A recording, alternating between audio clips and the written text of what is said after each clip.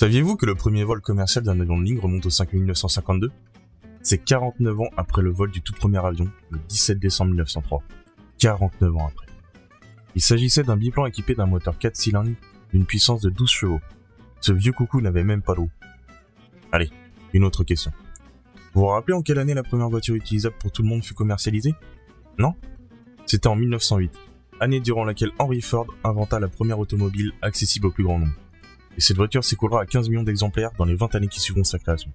L'efficacité en comparaison d'aujourd'hui était moindre, mais c'était suffisant pour l'époque.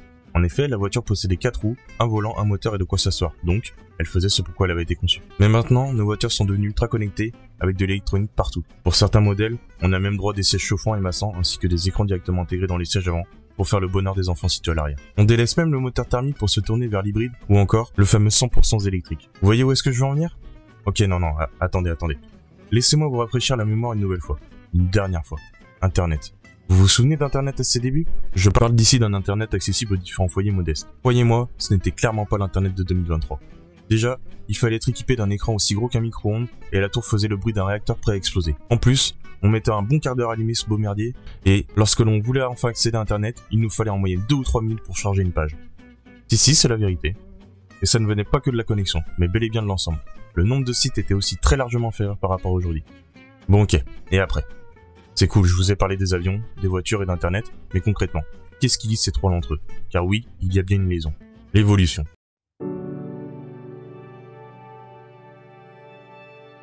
L'évolution de ces trois grandes inventions, de leur début jusqu'à maintenant.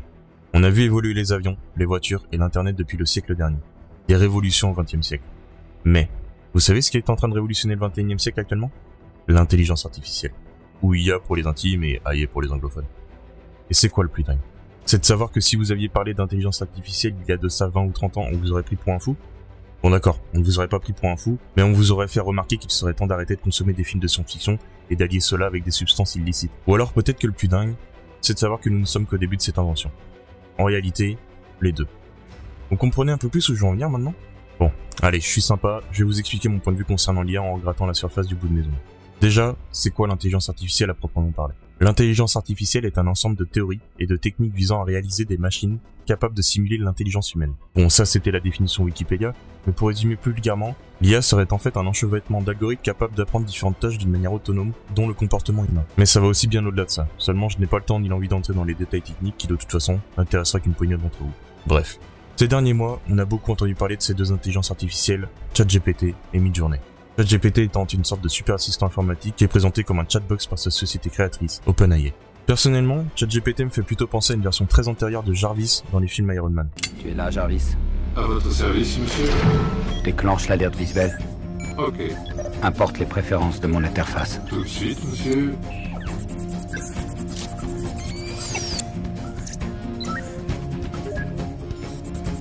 Ça y est, on peut y aller? Téléchargement terminé, monsieur. Nous sommes en ligne et opérationnels. Démarrage patrouille virtuelle. Importation des préférences et calibrage de l'environnement virtuel. Et 3, 2, 1.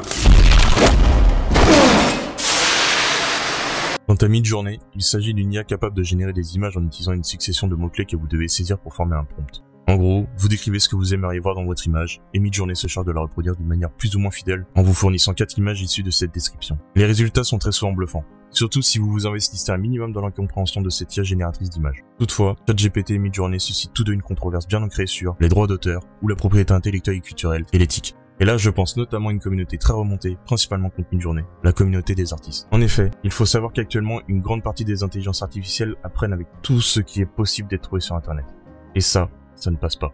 Ça ne passe pas parce que les IA ne font aucune différence entre ce qui est protégé et ce qui n'est pas protégé. Et pour en revenir avec la communauté des artistes, elle est évidemment, dans la majorité, contre toute utilisation de Midjourney, puisqu'elle réduit à néant tout le travail créatif de l'être humain. Vous allez me dire que ce n'est pas si grave. À la rigueur, Midjourney permet à quiconque qui ne possède aucun talent de s'imposer en tant qu'artiste, en générant quelques images ci et là. Mais ça va plus loin que ça. Ce qui effraie tant les artistes, c'est de savoir de quoi est capable Midjourney. Je vous explique. Vous connaissez Picasso, Van Gogh ou encore Andy Warhol? Ce sont tous les trois des artistes décédés. Midjourney peut copier leur style à la perfection. Vous voulez un portrait d'un chat au style Picasso? Midjourney vous le fait. Vous voulez un paysage au style Van Gogh? Midjourney vous le fait. L'IA Midjourney s'est approprié le style de chaque artiste, vivant ou mort, qu'elle a pu trouver sur Internet. Mais alors, Cette image du paysage au style Van Gogh que Midjourney vous a pondu, il appartient à qui? À vous ou à Van Gogh? À vous. Parce que oui, cette image générée avec Midjourney, vous pouvez la vendre au prix qui vous conviendra. La vendre telle qu'elle, ou décider de l'imprimer sur des t-shirts et de vendre ces derniers. Deuxièmement, c'est le fait en fait que cet algorithme, si on prend ChatGPT, donc l'algorithme GPT qui a été entraîné sur des jeux de données qu'OpenAI refuse de partager, mais qui sont en fait des jeux de données provenant d'Internet. Or, tout ce qui est sur Internet ne t'appartient pas, n'est pas gratuit. Moi, j'ai des choses sur Internet que j'ai écrites, elles ne t'appartiennent pas. Tu vois, j'ai la propriété intellectuelle, j'ai des photos, elles ne t'appartiennent pas. Tu as 3 niveaux de propriété intellectuelle. Est-ce qu'elles sont accessibles du coup gratuitement? Alors, justement, tu as 3 niveaux d'IP. Tu peux soit avoir accès à un truc et l'utiliser gratuitement, soit avoir accès à un truc, l'utiliser gratuitement, mais en citant la personne, soit en utilisant pas gratuitement, mais en payant. Donc, tu as 3 niveaux. Je te le fais grossièrement parce que je ne suis pas avocate d'IP, mais tu vois, et en fait, grosso modo, ici, tu sais pas quel type de taille. Oui, rien n'est respecté. Et en fait, il y a de fortes chances qu'ils aient pris des textes dont ils n'ont pas la propriété intellectuelle. Ça, c'était l'inconvénient de l'IA actuellement. Mais ne nous attardons pas plus sur cet axe-là et penchons-nous plutôt sur d'autres types d'intelligence artificielle. En fait, je dois vous confesser que l'IA occupe notre quotidien depuis bien avant ChatGPT ou Midjourney. Les assistants personnels intelligents tels que Siri ou encore Alexa et leur père existent depuis un moment déjà. Et si quelqu'un décidait de booster ce type d'assistant, que se passerait-il? Globalement, les assistants vocaux à l'heure actuelle, c'est nul. Je trouve ça absurde qu'on ait encore seulement, entre guillemets, Siri ou Alexa avec nous pour discuter. Mais vous allez voir que le résultat est quand même plutôt pas mal. Je vous propose, sans plus attendre, qu'on regarde ça ensemble. Ok Michel, comment ça va? Je suis une intelligence artificielle, donc je ne ressens pas les émotions. Mais je suis opérationnelle et prête à répondre à vos demandes. Et vous, comment allez-vous? Ah, quand même. Raconte-moi une anecdote croustillante. Oh, j'adore les anecdotes croustillantes. Alors, savais-tu que le célèbre mathématicien et physicien Isaac Newton avait un chien qu'il aimait énormément? Eh bien, un jour, en travaillant sur l'une de ses expériences, son chien a accidentellement renversé une bougie et a mis le feu à ses papiers. En colère, Newton a déclaré « Oh, dia astérisque, astérisque, astérisque, astérisque. Tout mon travail est parti en fumée. » Et c'est ainsi que l'expression « Oh, diamant » est née, pour remplacer un juron plus vulgaire.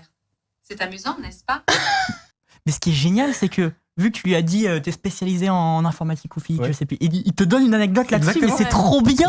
Je sens que j'étais hypé. Ok, bon. De vous à moi, cela reste encore un peu bancal comme approche, mais ce qui a été présenté ici n'est en rien un aboutissement de ce que devrait être un assistant personnel intelligent dans les années à venir. Bien au contraire, ceci n'était qu'une simple démonstration, un commencement apportant un avenir prometteur dans ce domaine, avec tout un tas de possibilités qui pourront en découler. Imaginez-vous, vous réveillez le matin avec un assistant à la pointe des dernières technologies qui vous fera un point météo, puis un rapide tour des informations du moment lorsque vous serez en train de prendre votre petit déjeuner, et enfin, un récapitulatif des tâches que vous devrez accomplir tout au long de votre journée.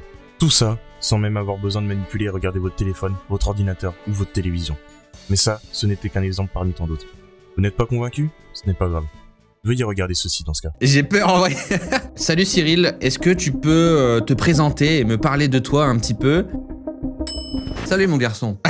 Je m'appelle Cyril Soudan. Je suis né en 1993, j'ai 28 ans et j'habite à Paris depuis 2021. Je suis originaire de Saint-Paul-sur-Ternoise, un petit village du nord de la France. Je fais des vidéos sur YouTube depuis plus de 13 ans maintenant. J'ai une chaîne qui s'appelle Cyril MP4 et j'ai plus de 5 millions d'abonnés. J'adore les jeux vidéo, en particulier Grand Theft Auto. Mais j'aime aussi voyager. Je fais des vidéos sur mes aventures dans le monde entier. Je suis un grand fan de l'urbex. En ce moment, je suis célibataire, mais je ne suis pas contre l'idée de rencontrer l'amour. Arrête, mais ta gueule. Ça va, frère, tout dire non plus. Je vous explique le contexte de cet extrait vidéo. Ici, le youtubeur Cyril MP4 et son équipe ont mis au point une sorte de clone de Cyril grâce à l'intelligence artificielle et à d'autres procédés qui sont expliqués dans la vidéo d'origine. On peut facilement constater que ce n'est pas parfait et qu'il reste quelques axes à améliorer, notamment la voix, bien que très ressemblante à celle de Cyril ou encore certaines informations clés à assimiler. On peut apercevoir que le clone s'est trompé sur l'année de naissance de Cyril par exemple. Hormis cela, tout ce qui a pu être dit par l'IA dans cet extrait est vrai. Mais ce qui m'a le plus choqué personnellement, et cela nous a peut-être pas échappé non plus, c'est l'expression faciale de ce clone. C'est hallucinant de le voir lever les yeux au plafond pour mimer une réflexion, alors que l'on sait que la capacité de l'IA en matière de traitement de données est considérablement plus élevée qu'un être humain, et que donc, le clone avait déjà toutes les réponses avant même qu'il ne prenne la parole. Maintenant, imaginez une fois de plus un avenir proche dans lequel des entreprises fabriquent des machines humanoïdes vierges. J'entends par là des carcasses métalliques à l'apparence humaine, dénuées de tout programme. Un peu comme des mannequins en somme, mais en métal et articulés. Vous l'avez en tête? Super. Et si dans un même temps ce clone de Cyril avait été amélioré pour aboutir à un résultat ne serait-ce que satisfaisant et que l'on décidait d'implanter cette IA dans l'une de ces machines humanoïdes, il nous manquerait une dernière chose pour que cette création devienne un véritable clone, un habillage complet de l'apparence du propriétaire. Là encore, on imagine qu'une tierce entreprise soit spécialisée dans ce domaine, mais en assemblant tout ceci, un véritable clone serait créé. Et vous savez quelle est la première idée qui me vient à l'esprit là? Je n'ai plus besoin de me rendre au travail, mon clone le fera à ma place. Alors ce serait probablement compliqué de faire travailler son clone dans certains secteurs d'activité, mais dans un premier temps, je pensais au domaine de l'industrie. Vous savez, ces postes à la chaîne qui ne demandent aucune compétence particulière et qui sont soporifiques au possible. Ce serait une première pour l'automatisation complète des entreprises industrielles, sans que des employés ne perdent leur emploi. Les propriétaires d'un clone pourront simplement louer leur dit clone, moyennant une rémunération. Un service gagnant-gagnant. Nous sommes nombreux à nous inquiéter pour la conservation de nos emplois depuis l'explosion de popularité que bénéficie l'intelligence artificielle. Moi le premier.